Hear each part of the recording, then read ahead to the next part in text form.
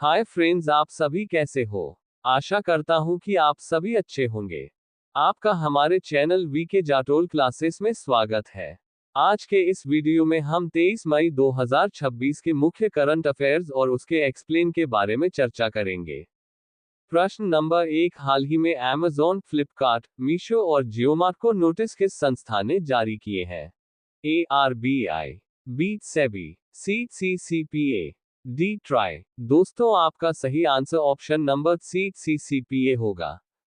केंद्रीय उपभोक्ता संरक्षण प्राधिकरण सीसीपीए ने 16 मई 2026 को ई कॉमर्स दिग्गज Amazon, फ्लिपकार्ट, मीशो और जियोमार्ट को नोटिस जारी किया है।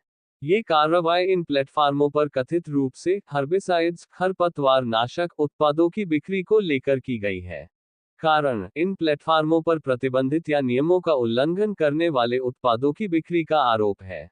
पिछला रिकॉर्ड, इसी साल 16 जनवरी 2026 को सीसीपीए ने इन प्लेटफार्मों पर अवैध रूप से वॉकी टॉकी बेचने के लिए भारी जुर्माना भी लगाया था। उस समय नियमों का उल्लंघन करते हुए 16,900 से अधिक लिस्टिंग पाई गई थी। सख्त रुख, सीसीपीए का मानना है कि ई कॉमर्स कंपनियां केवल मध्यस्थ इंटरमीडियरीज नहीं हैं, बल्कि वे अपने प्लेटफॉर्म पर बिकने वाले सामान की जिम्मेदारी से बच नहीं सकती। ये कार्रवाई सुनिश्चित करने के लिए की गई है कि ऑनलाइन मार्केटप्लेस उपभोक्ता सुरक्षा नियमों का पूरी तरह पालन करें और कोई भी अवैध या असुरक्षित उत्पाद ग्राहकों को न बेचा जाए। प्रश्न नंबर 2, हाल ही में 32वीं बार माउंट एवरेस्ट फतह कर इतिहास रचने वाले नेपाली पर्वतारोही कौन है? ए निर्मल पुरजा, बी पासांग दावा शेरपा, सी मिंगमा डेविड शेरपा, डी कामी रीता शेरपा। दोस्तों, आपका सही आंसर ऑप्शन नंबर डी कामी रीता शेरपा होगा। नेपाली पर्वतारोही कामी रीता शेरपा ने एक बार फिर दुनिया की सबसे ऊंची चोटी माउंट एवरेस्ट पर जीत हासिल कर इतिहास रच दिया है।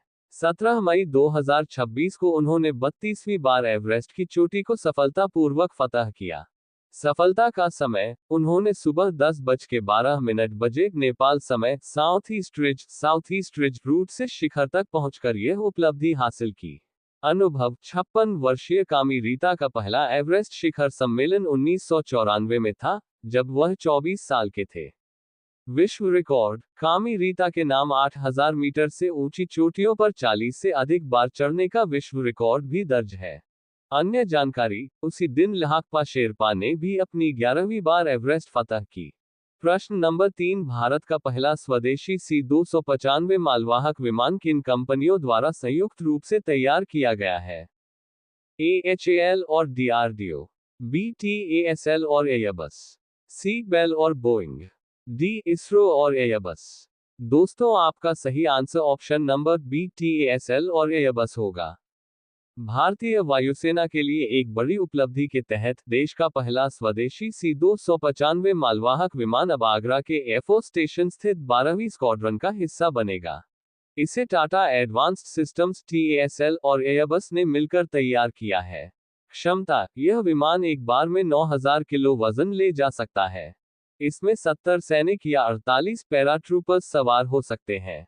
मेडिकल सुविधा, इमरजेंसी के समय इसमें 24 स्ट्रेचर रखे जा सकते हैं।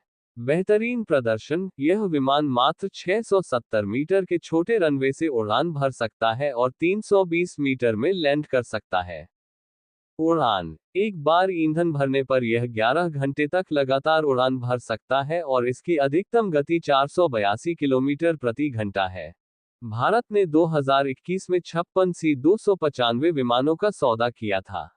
इनमें से 16 स्पेन से आ रहे हैं, जबकि बाकी 40 का निर्माण गुजरात के वडोदरा में होगा। ये विमान वायुसेना के पुराने एवरो 748 विमानों की जगह लेंगे।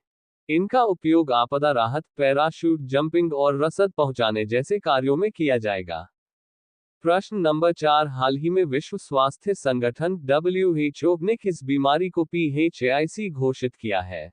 ए chikungunya, B malaria, C Ebola, D dengue. दोस्तों, आपका सही answer option number C Ebola होगा। क्या हुआ? विश्व स्वास्थ्य संगठन WHO ने 17 मई 2026 को कांगो लोकतांत्रिक गणराज्य और युगांडा में फैल रहे इबोला प्रकोप को अंतर्राष्ट्रीय चिंता का सार्वजनिक स्वास्थ्य आपातकाल PHEIC घोषित किया है। स्थिति: ये प्रकोप मुख्य रूप से कांगो के इतुरी प्रांत में केंद्रित है। इसके अलावा युगांडा की राजधानी कंपाला में भी मामले दर्ज किए गए हैं। आंकड़े: कांगो के इतुरी प्रांत में 246 से अधिक संदिग्ध मामले और 80 से अधिक मौतें सामने आई हैं। वहीं कंपाला में 2 मामले और 1 मौत की पुष्टि हुई है। कारण: ये प्रकोप बंडीबुगियो वायरस के कारण हो रहा है।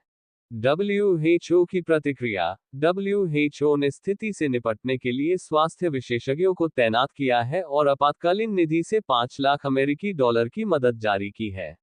PHEIC क्या है? यह एक औपचारिक घोषणा है जिसका उपयोग तब किया जाता है जब कोई बीमारी अंतर्राष्ट्रीय स्तर पर फैलने का खतरा पैदा करती है और इसके लिए समन्वित वैश्विक प्रतिक्रिया की आवश्यकता होती है।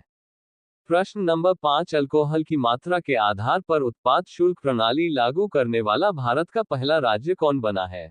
A. Maharashtra, B. Karnataka, C. Tamil Nadu, D. Goa. दोस्तों, आपका सही answer option number B Karnataka होगा।